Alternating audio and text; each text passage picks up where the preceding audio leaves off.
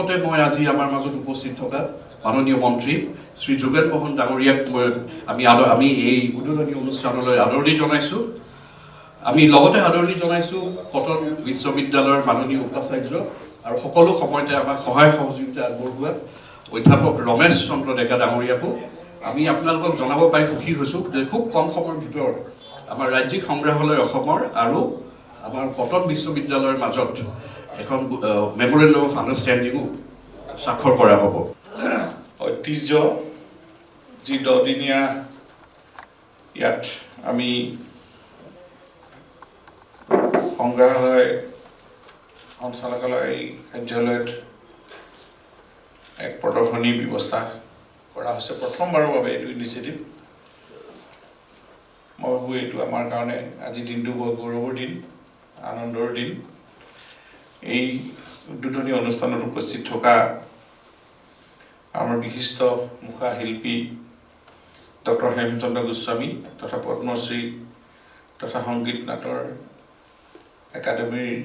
পুৰস্কাৰে পুৰস্কৃত, মই তেখেতক শ্ৰদ্ধা জনাইছোঁ এই অনুষ্ঠানত উপস্থিত থকাৰ বাবে। আমাৰ স্পেচিয়েল কমিশ্যনাৰ ছেক্ৰেটেৰী, আমাৰ যি ইণ্ডিজিনিয়াছ ফেইথ এণ্ড কালচাৰ ডিপাৰ্টমেণ্টৰ তেখেত ৰঞ্জন শৰ্মা ডাঙৰীয়া,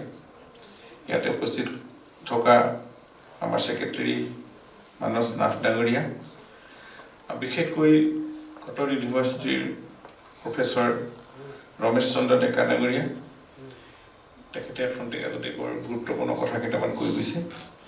ইয়াত আৰু উপস্থিত থকা আমাৰ ডাইৰেক্টৰ অৰিন্দম বৰুৱা ডাঙৰীয়া, আৰু স্পেচিয়েলি ইয়াতে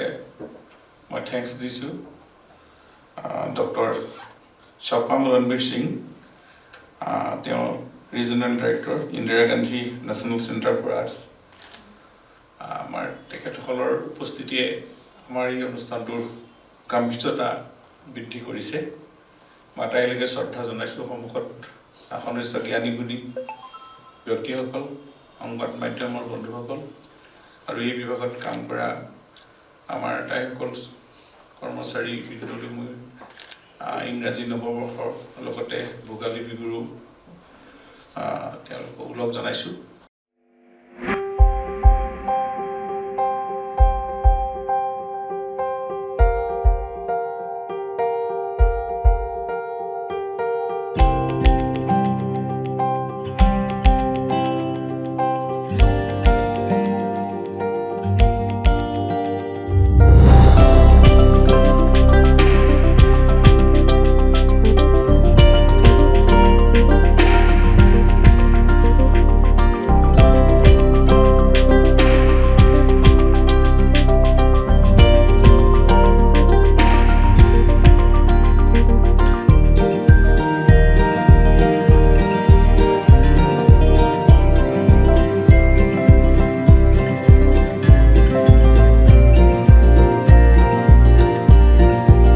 সঞ্চালকালয়ৰ তৰফৰ পৰা বিভিন্ন ধৰণে এৱাৰনেছ হওক, বিভিন্ন ধৰণৰ বা যিবিলাক সংগ্ৰহ কৰি ৰখা হৈছে,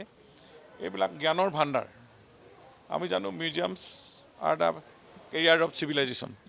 সভ্যতাৰ বাহক হয় মিউজিয়ামবিলাকে। আজি পুৰণি যুগৰ সেই পৰম্পৰা অতীতৰ পৰা আজি প্ৰজন্মই বহু জ্ঞান আহৰণ কৰিব পাৰে, বিশেষকৈ উঠি অহা প্ৰজন্মই এইবিলাক ৰিচাৰ্চ কৰিব পাৰে, নানান তথ্য সংগ্ৰহ কৰিব পাৰে, আৰু তাৰ পৰা আমাৰ আজিৰ তাৰিখত আমাৰ তাৰ প্ৰাসংগিকতাৰ ওপৰতো বহুত জ্ঞান আহৰণ কৰিব পাৰে। গতিকেলৈ এই আজি 26 তাৰিখৰ পৰা আমাৰ অহা 4 জানুৱাৰীলৈকে ইয়াত প্ৰদৰ্শনীৰ এটা মেলা আমি আয়োজন কৰিছোঁ। আমি জয়তে আহ্বান কৰিছোঁ আপোনালোকৰ জনপ্ৰিয় সংবাদ মাধ্যমৰ যোগেদি যে সকলো ৰাইজে ইয়াত আহক, অংশগ্ৰহণ কৰক, আৰু এইবিলাকৰ পৰা তেওঁলোকে অলপ চিন্তা কৰক, গভীৰভাৱে এইবিলাকৰ পৰা জ্ঞান আহক আৰু জ্ঞান লওক আৰু গৱেষণাও কৰক। বিভিন্ন ধৰণৰ ছাত্ৰ ছাত্ৰীসকলক আমি কৰিছোঁ, কাৰণ ইয়াৰ জৰিয়তে এখন সমাজ সেই সময়ত কি চলিছিল, আজিৰ তাৰিখত তাৰ প্ৰাসংগিকতা কি আছে, এই কথাবোৰ আমি জানিব পাৰোঁ। গতিকে এই মিউজিয়ামটো আমি অসমৰ 15খন জিলাত আছে মিউজিয়াম, আৰু 6 চিডুলতো 4খন আছে তাৰ ভিতৰতে। গতিকেলৈ এইবিলাক আমি আৰু অধিক জনসাধাৰণৰ ওচৰলৈ আমি লৈ যাব বিচাৰিছোঁ। আমাৰ ইয়াত special commissioner secretary Ranjan Sharma ডাঙৰীয়া আছে, আৰু ছেক্ৰেটাৰী আছে নাথ ডাঙৰীয়াকে আদি কৰি কাম কৰি আছে ইণ্ডিজিনাছ ফেথ এণ্ড কালচাৰ মাননীয় মুখ্যমন্ত্ৰীৰ নতুন বিভাগটোৰ জৰিয়তে জনগোষ্ঠীসমূহৰ পৰম্পৰা তেওঁলোকৰ কালচাৰ ইয়াত ধৰি ৰখা হ'ব প্ৰচাৰ কৰা হ'ব আৰু ৰাইজক ইয়াৰ পৰা তেওঁলোকক জানিবলৈ বিষয়বিলাকৰ ওপৰত আমি এনেকুৱা ব্যৱস্থাও কৰা হৈছে গতিকে এনেকুৱা ধৰণৰ বহুত চিন্তা আছে মিউজিয়াম ডিপাৰ্টমেণ্টটোৰ মই ভাবোঁ ডাইৰেক্টৰ ডাঙৰীয়াই অৰিন্দম বৰুৱা ডাঙৰীয়াই যথেষ্টখিনি এতিয়া নতুনত্ব আনিছে এই বিভাগটোৰ আৰু আমি আজি ইয়াতে আমাৰ কটন বিশ্ববিদ্যালয়ৰ ভাইচ চেঞ্চেলৰ উপস্থিত আছে আমাৰ ইয়াত আমাৰ যিসকল গণ্যমান্য ব্যক্তিক লৈ আমি আজি এইটো উদ্বোধন কৰিছোঁ তেখেতসকলে সুন্দৰকৈ ইয়াৰ ব্যাখ্যা কৰিছে মই ভাবোঁ জনগণে এই অনুষ্ঠানটোক গুৰুত্ব দিয়ক আৰু ই সভ্যতাৰ বাহক যিহেতু ইয়াত জ্ঞানৰ বাহক আৰু আমি ইয়াত উঠি অহা প্ৰজন্মক বিশেষকৈ আহ্বান কৰিছোঁ আৰু জ্ঞানী গুণীসকলে যদি আমাৰ এই বিভাগটোক কেনেধৰণে আগবঢ়াই নিব লাগে তাৰ প্ৰতি পৰামৰ্শ দি আমি নিশ্চয় গ্ৰহণ কৰিম আমি অধিক জনগণৰ ওচৰ চপাই নি যাতে এই পুৰণি ঐতিহ্য পৰম্পৰা আৰু সংগ্ৰহ কৰি ইয়াৰ পৰা জ্ঞান আহৰণ কৰক ৰাইজে আৰু জনগণে এনেকুৱা ধৰণৰ এই মিউজিয়ামবিলাকৰ যোগেদি আজি সমাজখন অকণমান সুন্দৰকৈ গঠন কৰিব পৰা ব্যৱস্থাও থাকে মই ভাবোঁ এই ব্যৱস্থাৰে আমাৰ এই বিভাগটোক আৰু উজ্জ্বলাই তোলক মই সকলো ৰাইজক এই অন্ততঃ 4 জানুৱাৰীলৈকে এবাৰ হ'লেও ইয়াতে আহি তেওঁলোকে প্ৰদৰ্শনত চাই যাওক মই তাকে আহ্বান জনালোঁ আপুনি যদি পৰিবহণ কালি নিশাও আপোনাক দেখিছোঁ ৰাজপথত আৰু দুৰ্ঘটনা প্ৰতিদিনাই হৈ আছে মুখ্যমন্ত্ৰীগৰাকী উদ্বিগ্ন হৈছে কি ধৰণে আপোনালোকে পথ দুৰ্ঘটনা আমি বিশেষকৈ ঘটনাবিলাক সংঘটিত হৈছে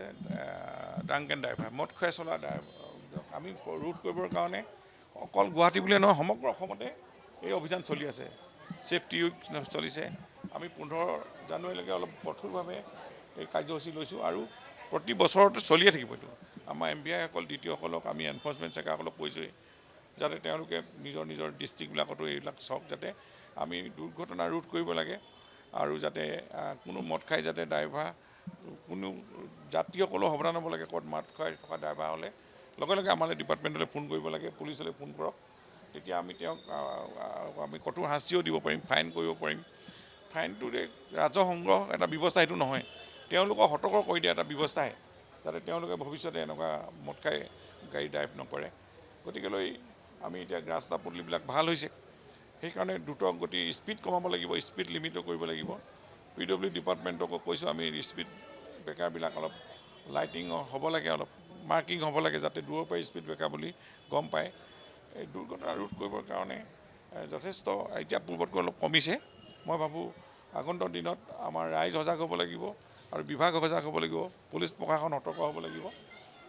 আমিও নিশ্চয় এই ক্ষেত্ৰত যদি আপোনালোকে অলপ গুৰুত্ব দিয়ে মূল লক্ষ্যটো হৈছে দুৰ্ঘটনা এতিয়া 14% কমিছে এইবাৰ আমি মাঘ বিহুলৈকে কঠোৰ অলপ বেছি কঠোৰ মানে আমি বিভাগে দিনে ৰাতি আমি কাম কৰিম আৰু জনগণক কৈছোঁ যে আপোনালোকেও সজাগ হ'ব লাগিব মানে এই বিভাগটোৰ যে অকল পুলিচ বা MBI দায়িত্ব আছে সেইটোও নহয় জনগণৰ এটা ঘটনা হ'লে আমি কিমান মৰ্মাহত হৈ পৰোঁ যদি তেওঁলোকৰ পিতৃ মাতৃৰ বুকু সোধা হৈ যায় মানুহৰ গোটেই পৰিয়াল এটা ধ্বংস হৈ যায় এটা দুৰ্ঘটনাই সেই মৰ্ম বেদনা গতিকেলৈ আমি সকলোৱে উপলব্ধি কৰা উচিত মই ভাবোঁ এনেকুৱা দুৰ্ঘটনা নহওক আৰু আমি যোৱাকালি আমি যিখিনি দেখিছোঁ প্ৰায় কমিছে পূৰ্বতে আমি 70 জন পাওঁ যোৱাকালি 5-6 জনহে ড্ৰাংক এণ্ড ড্ৰাইভাৰ পাইছোঁ মই নিজে 2টা বজালৈকে আছোঁ গতিকেলৈ কমিছে যথেষ্ট আৰু ৰাইজে কথাটো উপলব্ধি কৰিছে মই ভাবোঁ আমি ভৱিষ্যতে ইয়াক একেবাৰে নীল কৰিব লাগে দুৰ্ঘটনা একেবাৰে নিৰোধ কৰালৈকে আমি সজাগ হৈ থাকিম ডিপাৰ্টমেণ্ট আৰু ৰাইজকো সহযোগ কৰিবলৈ আহ্বান জনালোঁ